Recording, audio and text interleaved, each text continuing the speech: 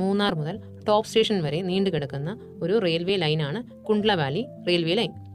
ഇപ്പോൾ Munnar ടൗണിലുള്ള Kannan Devan high range product KDHPയുടെ ഒരു പ്രധാനപ്പെട്ട ഔട്ട്ലെറ്റ് അന്നത്തെ മൂന്നാർ റെയിൽവേ സ്റ്റേഷൻ ആയിരുന്നു. കുണ്ട്ല വാലി റെയിൽവേ ലൈൻ ഒരു മോണോ റെയിൽ സിസ്റ്റമായിരുന്നു.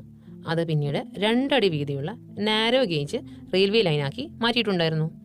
1902 മുതൽ 1908 വരെ മോണോ റെയിലായും 1908 മുതൽ 1924 വരെ നാരോ ഗേജായും പ്രവർത്തിച്ചു. 35 കിലോമീറ്റർ നീളമുള്ള ഈ റെയിൽവേ ലൈനിന് മൂന്നാർ, മാട്ടുപ്പെട്ടി, പല്ലാർ, ടോപ്പ് സ്റ്റേഷൻ മുതലായ സ്റ്റേഷനുകൾ ഉണ്ടായിരുന്നു. ചായപ്പൊടിയും മറ്റുൽപ്പന്നങ്ങളും കൊണ്ടുപോകാൻ വേണ്ടിയാണ് ഈ റെയിൽവേ ആദ്യം പ്രവർത്തിച്ചിരുന്നത്. കാളവണ്ടി പോയിരുന്ന വഴിയാണ് പിന്നീട് റെയിലിന് വേണ്ടി ഉപയോഗിച്ചത്.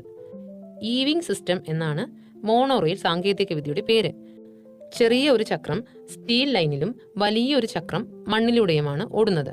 ഒരു ചെറിയ സ്റ്റീൽ റെയിലിന് ഒരുപാട് ഭാരം കൊണ്ടുപോകാനുള്ള പ്രാപ്തിയുണ്ട്.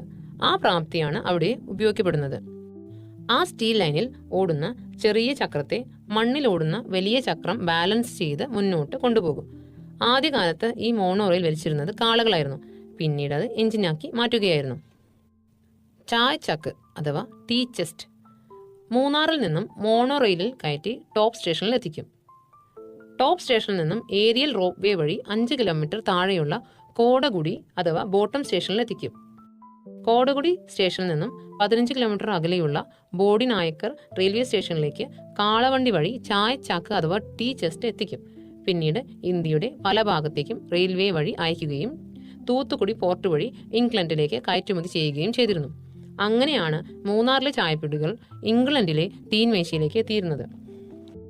ഒരു മലയിൽ നിന്നും ടീ ചെസ്റ്റ് അതിലും ഉയരത്തിലുള്ള മാട്ടുപ്പെട്ടിയിലേക്കും അവിടെ നിന്നും അതിലും ഉയരത്തിലുള്ള ടോപ്പ് സ്റ്റേഷനിലേക്കും മോണോ റെയിൽ വഴി കൊണ്ടുപോയി അവിടെ നിന്നും താഴെയുള്ള ബോട്ടം സ്റ്റേഷൻ മലയിലേക്ക് ഏരിയൽ റോപ്പ് വേ വഴി ഇറക്കി കാളവണ്ടി വഴി 15 കിലോമീറ്റർ അപ്പുറമുള്ള ബോഡിനായക്കർ സ്റ്റേഷനിലേക്ക് എത്തിച്ച് ലോകത്തിന്റെ പല ഭാഗങ്ങളിലേക്കും എത്തിക്കുന്നു. പക്ഷേ 1924 വെള്ളപ്പൊക്കത്തിൽ ഈ റെയിൽവേ ലൈൻ പൂർണ്ണമായിട്ടും തകർന്നുപോയി. പിന്നീട് അത് രണ്ടാമത് ഉണ്ടാക്കിയതുമില്ല.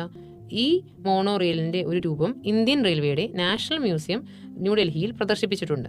പട്ടിയാല റെയിൽവേ മോണോ റെയിൽ സിസ്റ്റത്തിന്റെ ഭാഗമായിട്ടുള്ള എഞ്ചിനാണ് പ്രദർശിപ്പിച്ചിട്ടുള്ളത്.